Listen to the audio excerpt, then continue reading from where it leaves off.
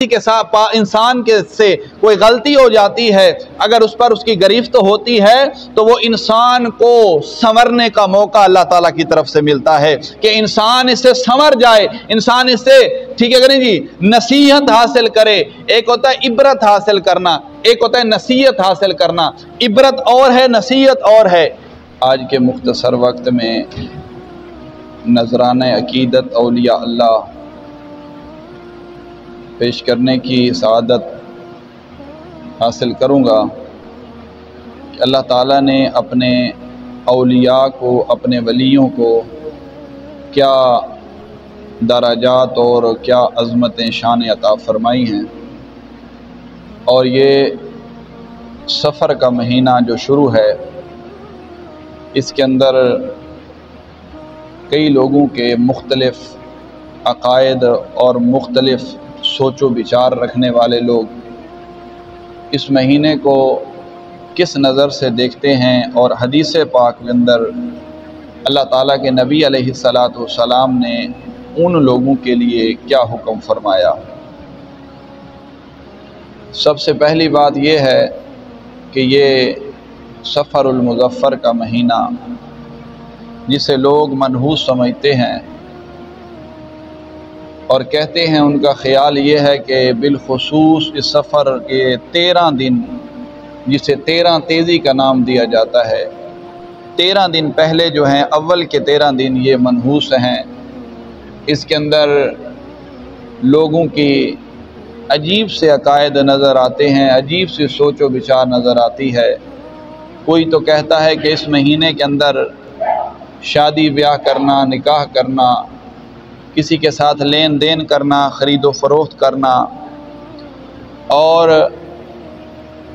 सफ़र पर जाना और दीगर कई ऐसी चीज़ें जो इंसान के रोज़मर्रा ज़िंदगी के साथ ख़ास हैं, उससे एराज़ करते हैं, दूर हटते हैं और ख़्याल ये करते हैं कि अगर इस महीने में हमने किसी का निकाह कर दिया, शादी कर दी, कोई खुशी का हमने या किसी बज़म के सजाने का इरादा किया तो हमें नुकसान उठाना पड़ेगा। तो इसके बारे में सबसे पहली बात ये हिंदुआना सोच है, ज़माना जहलियत के लोगों की सोचें हैं। ज़माना जहलियत के अंदर लोगों का यही तस्वर होता था कि इस महीने में लोगों के नुकसान ज़्यादा होते हैं, कोई भी काम करें उसके अंदर उन्हें घाटा आता है, नफ़ा नहीं आता। उसका सबब ये है कि चूँकि 3 महीने हुर्मत वाले ज़िक़ाद, ज़िलहज और मुहर्रम, 3 महीने अरब के अंदर 3 महीने जंगो जिदाल, कत्ल व गारत से हर कोई दूर रहता था। इन 3 महीने ज़िक़ात, ज़िलहज और मुहर्रम, 3 महीने। तो जब हर एक बंदा इससे एराज़ करता था, हुक्म भी यही था, हुर्मत वाले महीने हैं, तो जिस वक़्त मुहर्रम गुज़रने के बाद सफ़र का चाँद नज़र आता था, तो जो ऐसे लोग थे कि जिनका काम ही यही होता था लोगों के साथ धोखा फ़रेब करना, कत्ल व गारत करना, डाका राहज़नी करना, तो वो अपना काम शुरू कर देते थे। सफ़र का महीना शुरू होते ही उनका काम शुरू हो जाता था। घरों को खाली कर देते अपने और जाकर राहज़नी करना, डाका डालना, चोरी करना, कत्ल व गारत का बाज़ार गर्म करना उनका काम होता था। तो जब वो अपने घरों को खाली करते थे तो दूसरे लोग उनके घरों के अंदर दाखिल होकर उनके घर माल असबाब को लूट लेते थे। तो अब उसी फ़िक्र को, उसी चीज़ को सामने रखकर ज़माने जहलियत के लोगों ने सफ़र के महीने को मनहूस समझा कि ये सफ़र के महीने के अंदर ही काम वाक़या होते हैं, लिहाजा सफ़र का महीना जो है वो मनहूस है। लेकिन दर हकीकत, दर असल जो है वो अपने साथ ख़ुद ही ऐसा काम करते थे। वगरना अल्लाह के नबी अलैहिस्सलातु वस्सलाम ने सफ़र के महीने को एक ऐसा नाम दिया है कि सफ़रुल मुज़फ़्फ़र। क्या नाम दिया है? सफ़रुल मुज़फ़्फ़र। इसका माना है कामयाबी का महीना। तो फिर देखें कि वो महीना कैसे मनहूस हो सकता है, वो महीना कैसे बदबख्ती की तरफ आ सकता है कि जिस महीने को मेरे पाक नबी हज़रत मोहम्मद मुस्तफ़ा सल्लल्लाहु अलैहि वसल्लम ने कामयाबी का महीना हुक्म फरमाया हो। तो ये सफ़र मुज़फ़्फ़र, चाहे वो मुहर्रम है, चाहे वो सफ़र है, रबीउल अव्वल है, रबीउल सानी, जमादिउल अव्वल, जमादिउल सानी, रजब, शाबान, माह रमज़ान, शिवाल, ज़िका, ज़िलहज, अव्वल महीने से लेकर आखिर महीना तक जितने भी महीने हैं ये सारे के सारे अल्लाह तबारक व तआला के दिन हैं। इसके अंदर ना कोई ही हम ऐसा तसव्वुर कर सकते हैं कि ये मनहूस दिन है, ये बाबरकत दिन नहीं है, बेबरकती का दिन है। तो हमारा इस तरह की सोच रखना, हज़ूर नबी रहमत सरवर कायनात सरकार दो आलम सल्लल्लाहु अलैहि वसल्लम ने उन लोगों पर लानत फरमाई है कि जो ऐसे शगुन पर जो है एतबार और यकीन करते हैं। शगुन पर, शगुन किसे कहते हैं? शगुन कहते हैं कि अपनी तरफ से एक ख्याल रख लेना, किसी की ज़बान से सुनने पर अमल कर लेना। तो हुज़ूर अलैहिस्सलाम ने ऐसे बंदे पर लानत फरमाई है कि अल्लाह ताला के तमाम उमूर, तमाम महकामात, तमाम फरामीन और तमाम इस कायनात आलम के अंदर जो कुछ भी है वो रब्बे ज़ुल जलाल के हुक्म की मोहताज है। खालिक के कायनात जिस चीज़ को करना चाहें वो फरमा देते हैं, जिस चीज़ को मना फरमाना चाहें बेशक वो फरमा देते हैं। तो किसी को भलाई पहुँचने वाली है, किसी को अच्छाई पहुँचने वाली है, किसी को बेहतरी पहुँचने वाली है, तो खालिक के कायनात ने हुक्म फरमाया। अल्लाह ताला के प्यारे नबी अलैहिस्सलाम की हदीस मुबारक भी इसी ज़िमन के अंदर है कि अल्लाह के नबी अलैहिस्सलाम ने इरशाद फरमाया, अगर किसी को भलाई पहुँचती है तो वह रब्बे ज़ुल जलाल की तरफ से होती है।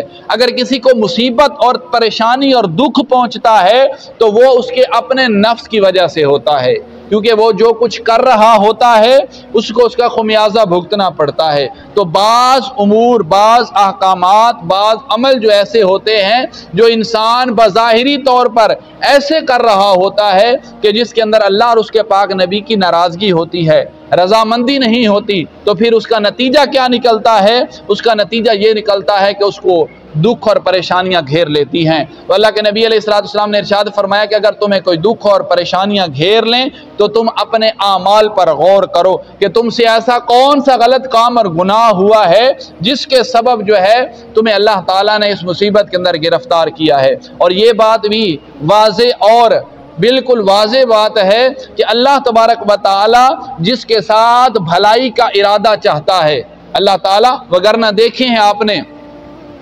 कसीर लोग देखे होंगे कि वो उनके काम होते हैं 2 नंबर गलत काम करना, बुराई पे बुराई करना, और फिर उनको किसी किस्म की कोई ना कभी दुख होता है, ना परेशानी होती है, ना उन पर कोई मुसीबत आती है, तो अल्लाह ताला ने उनके लिए रास्ते खोल दिए होते हैं। फिर वो बुराइयों और गुमराहियों के अंदर डूबता चला जाता है।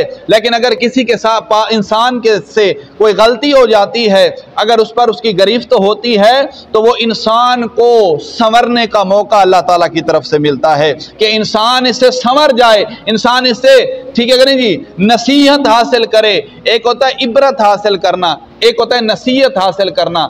इबरत और है, नसीहत और है।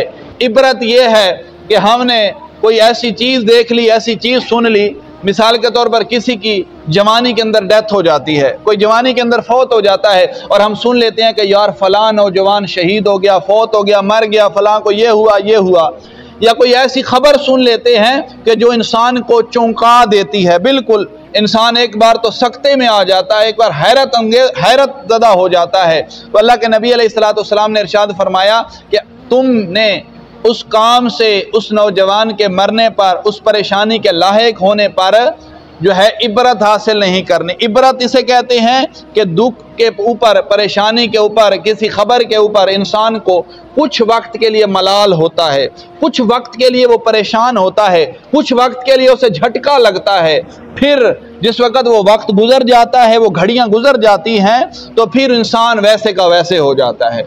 अब देखें, मैं आपको बताता हूँ कि हमारे दरमियान में से कई ऐसे लोग इस दुनिया को छोड़कर जवानी की हालत में चले गए।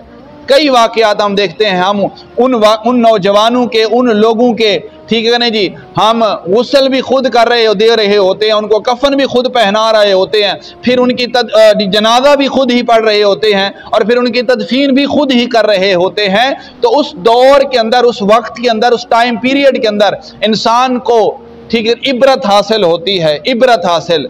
और अल्लाह के नबी अलैहिस्सलाम ने इरशाद फरमाया, तुम इबरत हासिल करोगे तो ये तुम्हारे लिए बेहतर नहीं है, तुम उस इबरत पर नसीहत हासिल करो। नसीहत कुछ और है, इबरत कुछ और है।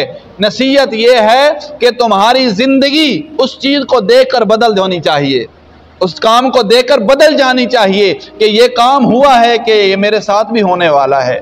अब कसीर उम्मतों के जिक्र कुरान पाक के अंदर आए हैं। लूत अलैहिस्सलाम की कौम का जिक्र, हूद अलैहिस्सलाम की कौम का जिक्र, सालेह अलैहिस्सलाम की कौम का जिक्र, शुएब अलैहिस्सलाम की कौम का जिक्र। तो हर कौम ने अपने नबियों की नाफरमानी की, फिर अल्लाह ताला ने उन पर गिरफ्त फरमाई, फिर अल्लाह ताला ने उन पर अजाब नाजिल फरमाया।